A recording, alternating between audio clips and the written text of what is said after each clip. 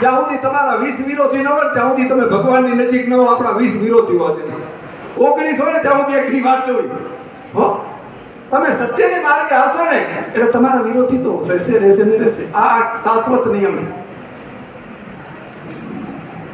એટલે 5 પાંડવ અને 100 કૌરવ, આવી મહાભારતની આખી કથા છે.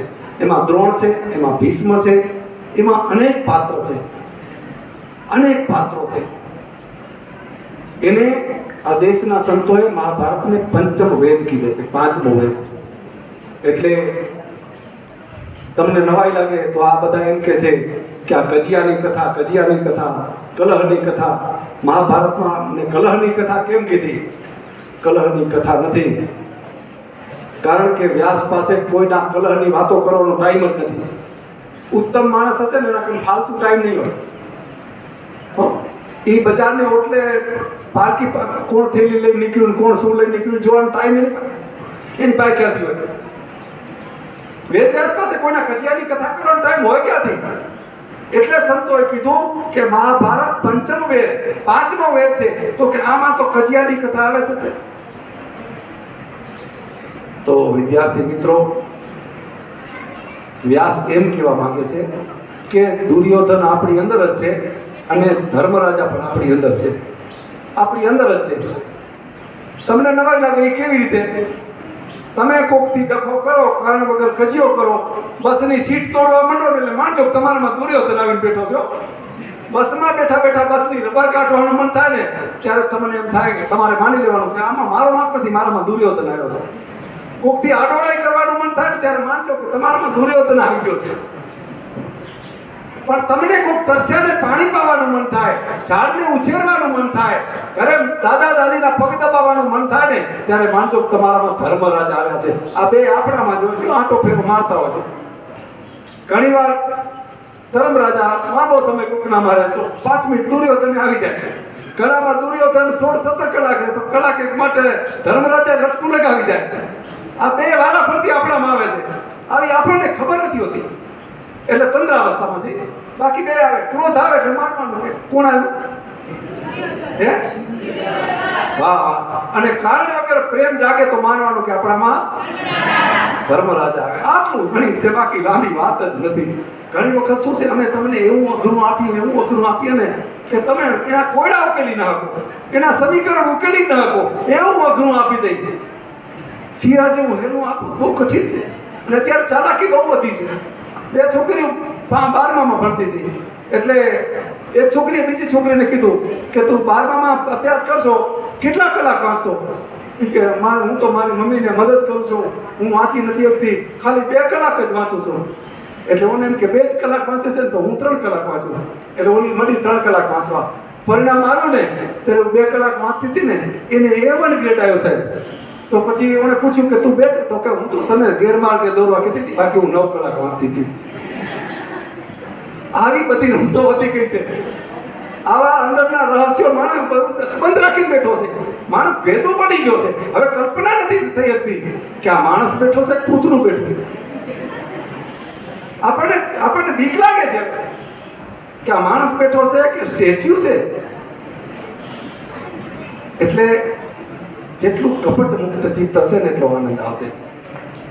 કપટ કરવાથી આ જગતમાં કોઈને આનંદ નથી મળ્યો. યાદ રાખજો, કપટ કરવા વાળા પાસે દુર્ગંધ હોય, જે સીધો સરળ સાદો હોય ને એની પાસે સુગંધ હોય છે. તમારે શું લેવું એ તમારે નક્કી કરવાનું છે. હું તો બોલીને નીકળી જઈશ. એટલે વાંચન એક પગથિયું છે. ધીમે ધીમે હવે માણસ પુસ્તકને બદલે મસ્તક વાંચવા માંડી ગયો છે. આખી વાંચી લે. પુસ્તક વાંચવાનું ઘટી ગયું, મસ્તક વાંચવાનું વધી ગયું. મસ્તક વાંચવાનો એક વેળ આવે છે સાહેબ. જ્યારે પરમની પરખ થઈ જાય ને ત્યારે થોડુંક મસ્તક માણસ વાંચવું જોઈએ. જ્યાં સુધી આપણને પરમની પરખ ન થઈ ને ત્યાં સુધી પુસ્તક સેવા જોઈએ, ગ્રંથ સેવન કરવું જોઈએ. નાની ઉંમરથી જો જાગી જાય ને તો 5 વર્ષનો પ્રહલાદ જાગી જાય, ન જાગે તો 75 નો ડોસો ન જાગે. આમાં કાંઈ નક્કી નથી. જાગી જાય 5 વર્ષનો ધ્રુવ ને પ્રહલાદ જાગી જાય, ન જાગે થાય તો કઈ બહુ કઠિન છે. એટલે વાંચવું છે, ઘણું બધું વાંચન છે. મેં વાત કરીને આપણે ત્યાં પુસ્તકાલયો ઢગલા બનશે પણ બચારાના પાના નથી ઉથલાવતું કોઈ.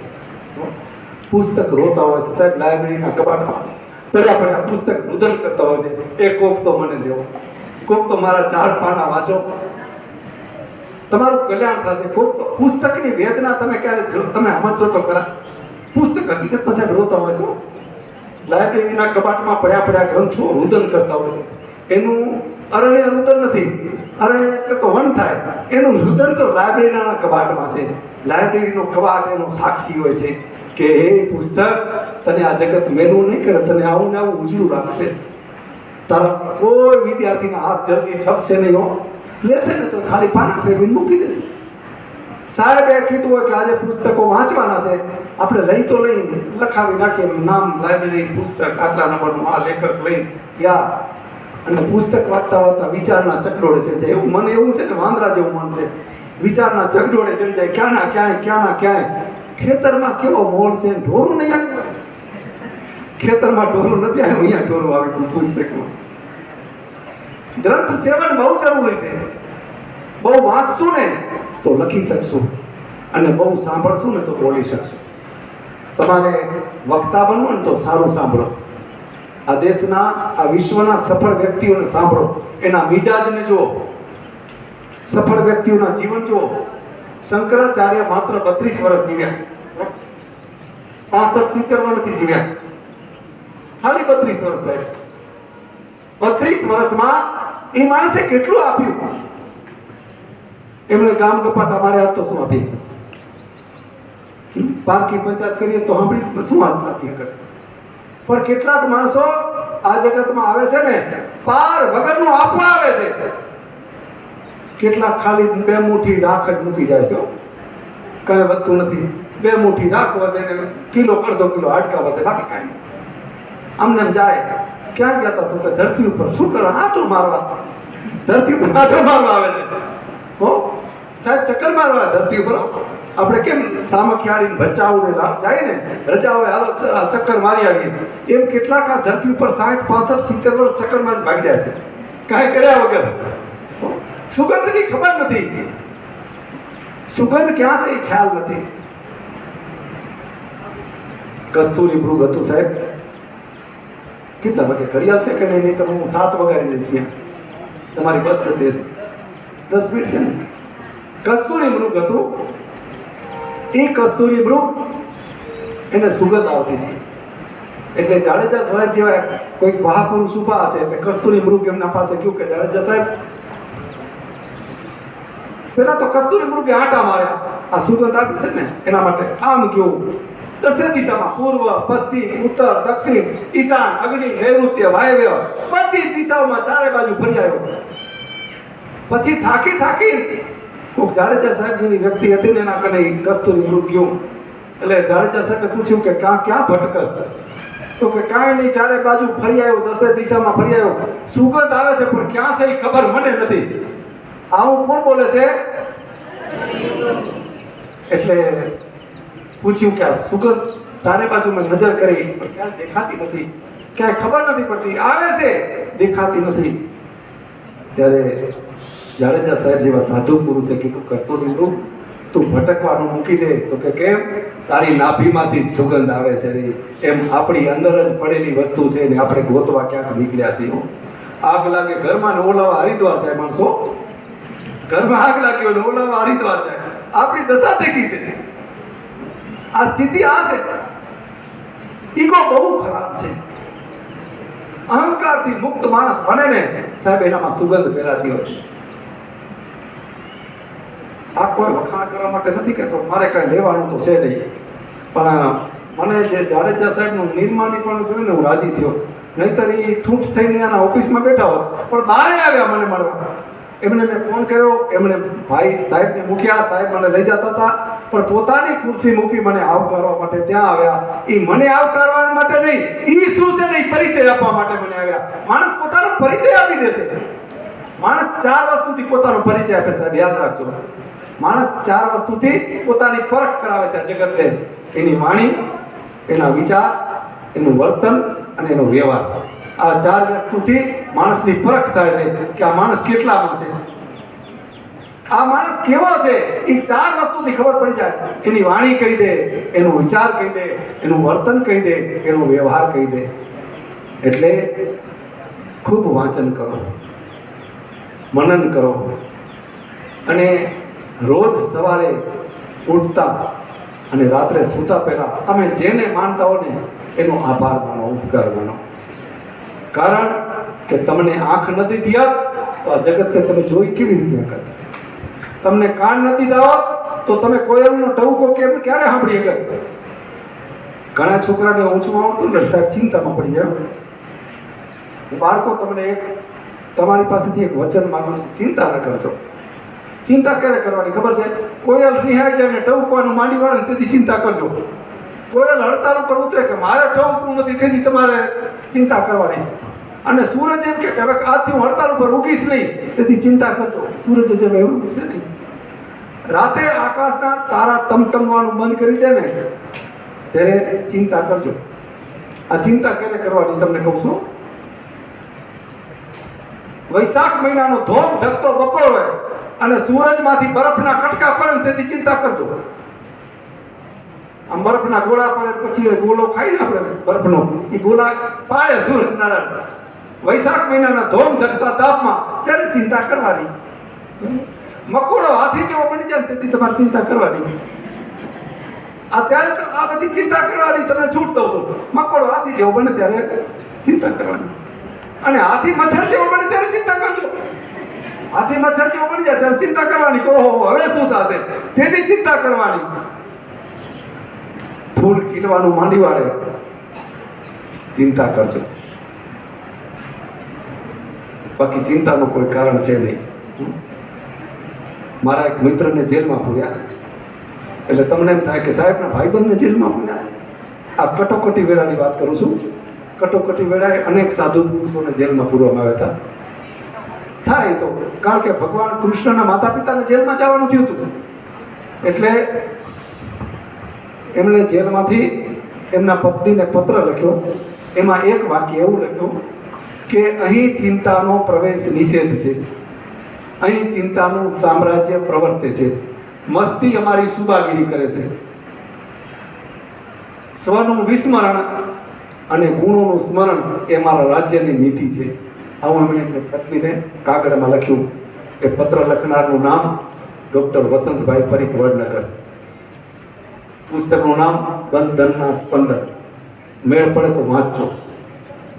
પ્રકાશનો પડછાયો પુસ્તક મેળ પડે તો વાંચજો. સૌરાષ્ટ્રની રસધાર તમે વાંચી હશે, હજી વાંચજો.